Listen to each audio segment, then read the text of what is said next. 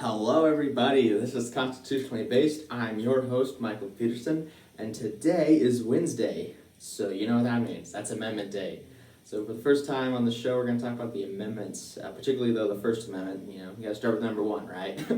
so, just a little recap on what the amendments are. These were the original 10 amendments were the Bill of Rights, and the other amendments kind of later adapt the Constitution over time, which it says we can do. I'll get to that article later, like in a few months from now. It's going to be, that's not till much later.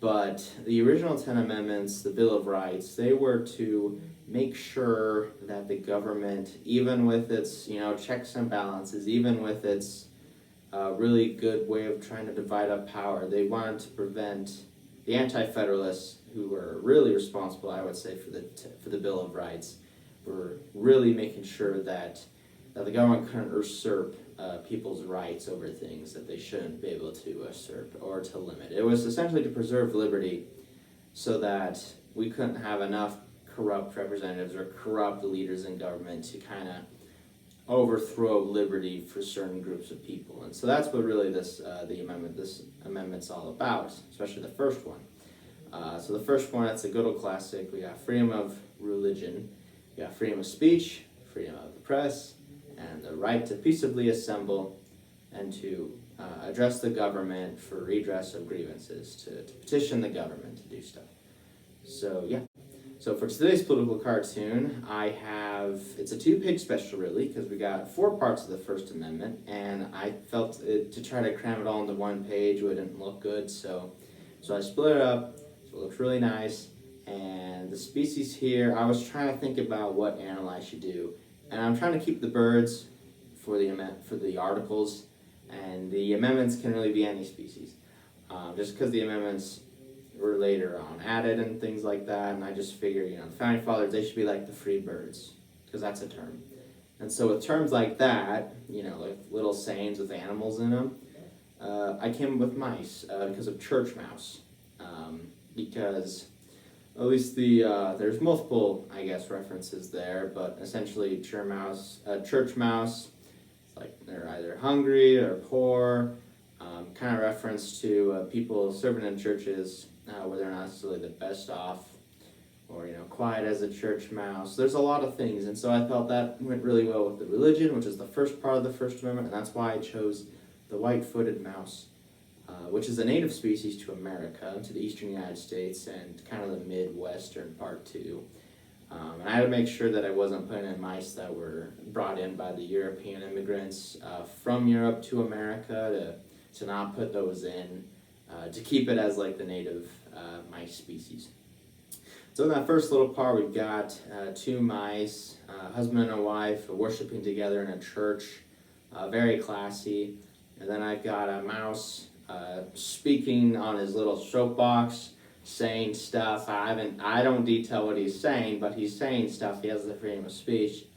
And then we got the right to the press, which I have a mouse with giving a newspaper to someone else to share his creation, essentially, with cheese on it. That's all I've drawn on the picture there. And then for the peaceably assembled, got lots of mice in that classic 1790s poorer worker farmer class clothing with signs with cheese on it.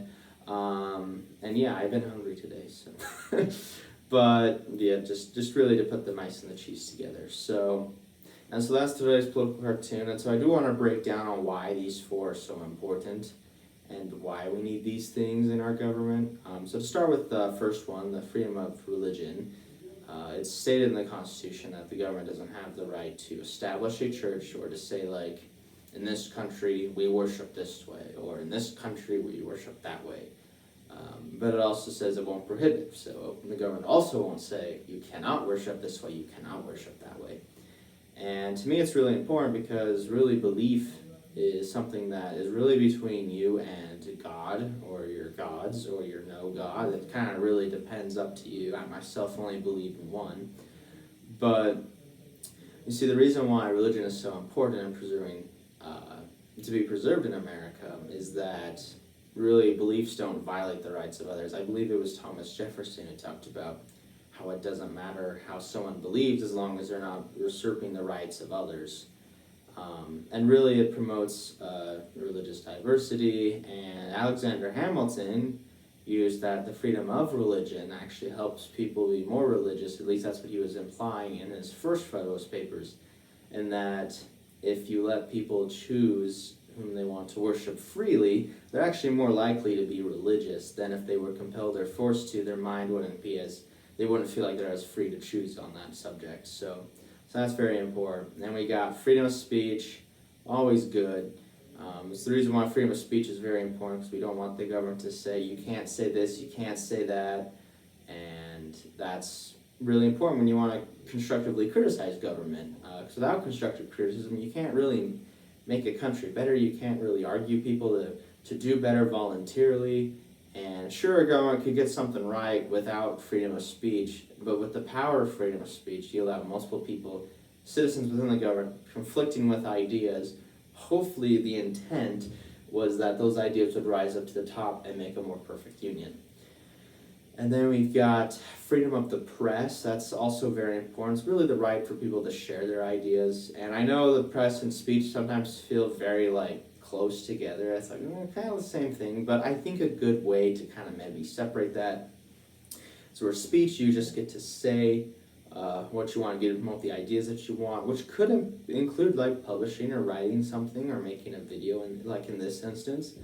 But the right to press, I think, also allows people to choose what they want to consume, right? To consume what media, or to choose who they want to listen to choose who they want to believe, really. And the freedom of press, allowing people to look at different sources, allowing people to look at different things, and not having a government kind of funneling what's allowed to be published in the U.S. Or really any country for that matter. And so the press is really important in that aspect. And then our last and final one, of course, is the right to peaceably assemble and to really demand stuff from the government. So we've had a long history, of course, of protests that have been peaceable, but unfortunately we have some that we've had that are not.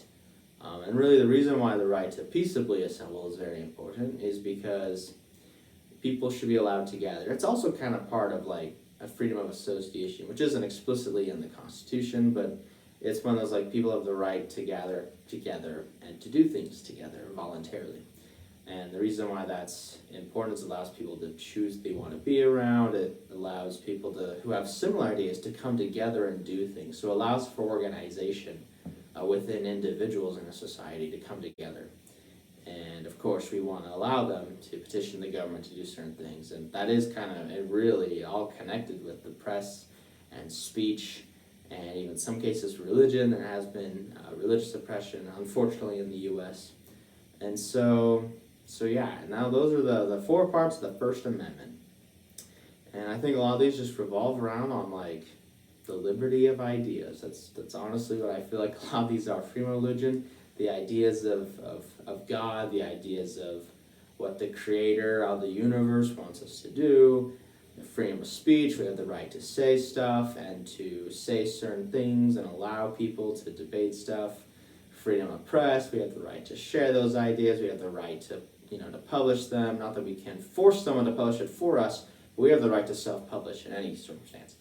And then, of course, we have the right to peaceably assemble, which allows us to come together and let the government know what the people are thinking. So, but yeah, that's the First Amendment. So, longer episode today, but I think it's needed. So, but I'll put a link for the Congress's link to the First Amendment, just so you can read online there without having to search extensively for it. I mean, it's not that hard to find, but if you just want a quick link right after the video, that's there for you. But yeah, keep on liking, keep on subscribing, and make sure that you are reading your Constitution and knowing your rights, your Bill of Rights, and to be more well-informed as a good citizen of the U.S. So I won't be back till Monday, and we'll do another article, another part of Article 1 on that day. So yeah, so just remember to read the Constitution, like and subscribe once again, and may God bless you, and God bless America, and stay based.